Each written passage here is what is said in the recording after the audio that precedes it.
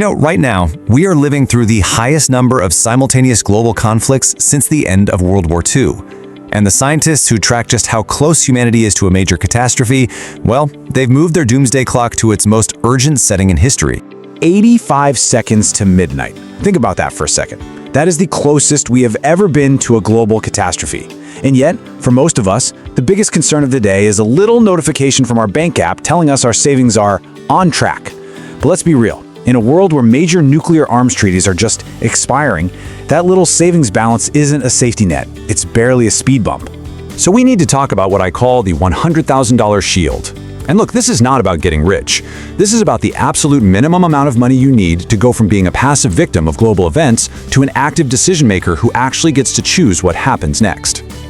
Okay, let's start by looking at this huge disconnect between our personal finances and the reality of the risks we're facing all around the world. Now, this right here really says it all, doesn't it? On one side, you have global military spending just shattering records, and the last big nuclear arms treaty is toast. On the other side, someone checks their banking app, they see, $6,200, and it cheerfully tells them they're on track. That false sense of security, that's the real danger we're talking about.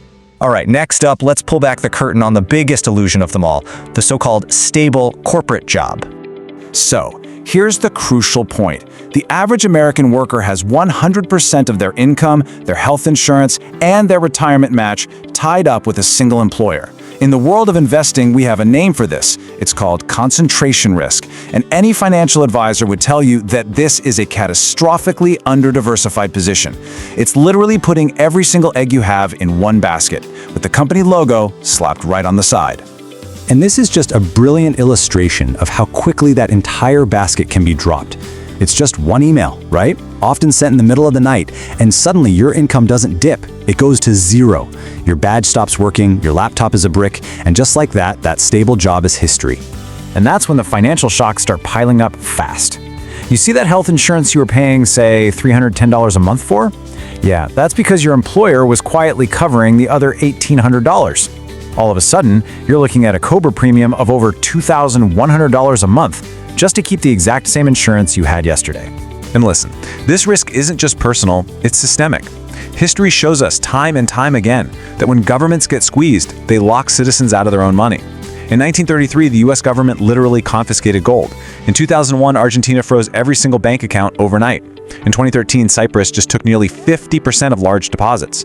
The window to prepare for this stuff closes really, really fast.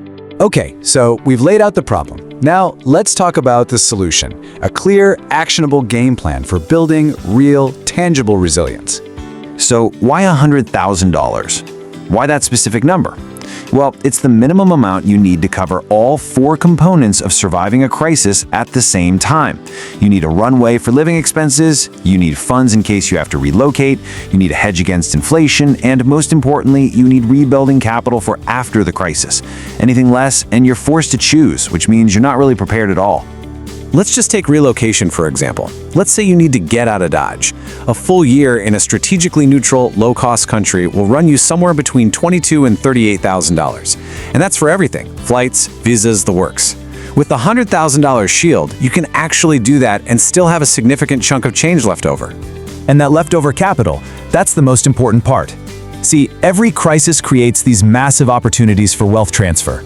After 2008, the people who had cash on hand bought up distressed assets, stocks, real estate, for pennies on the dollar, and they built empires. The shield isn't just about surviving, it's about being in a position to thrive because everyone else is forced to sell. So how in the world do we get there? Well, it's not about finding some secret crypto coin or hot stock tip. It's about a very specific asset allocation, and to be honest, some very unsexy, boring habits. The perfect setup is a three-tiered shield. The first layer is just liquid cash. That gives you an immediate runway for anything urgent. The second layer is a non-digital store of value. We're talking physical gold and foreign currency held outside the traditional banking system. That insulates you from institutional risk. And the third layer? That's your rebuilding capital. Low-cost index funds just waiting to be deployed when the big opportunities pop up. To really understand how this is built, let's meet Marcus and Derek. They have the same job, pretty much the same salary. Derek has a $3,800 espresso machine and a huge car payment. His net worth? $11,000. Marcus drives a paid-off Honda and uses a slow cooker. His net worth? $340,000. The difference isn't their income, it's their habits. And this right here, this is the math that changes absolutely everything. That car payment that feels so normal, if you just invest it instead, can become life-altering wealth. The most expensive status symbol in America isn't a watch or a handbag, it's the new car payment. And for most people, it is the single biggest obstacle standing in their way. The shield is built on these kinds of simple choices. First, you automate your savings so that the money is already invested before your brain can even think about spending it. Second, you drive something that's paid off and maybe even a little embarrassing. And third, you cook at home. A few $100 saved on food each month, compounded over 25 years, that's over $500,000. It's that simple. Which brings us right back to the whole point of this strategy. This isn't about restricting yourself, it's about power. The goal of the $100,000 shield isn't to be invincible. It's to have options. The option to move before the window closes. The option to sit out a market crash and buy at the bottom. The option to go 18 months without an income while the world figures itself out.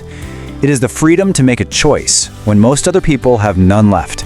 Ultimately, when things go sideways, the difference between an inconvenience and a full-blown catastrophe really just comes down to a single word: options. And the time to build those options is years before you actually need them. So the only question left to ask is, are you building yours?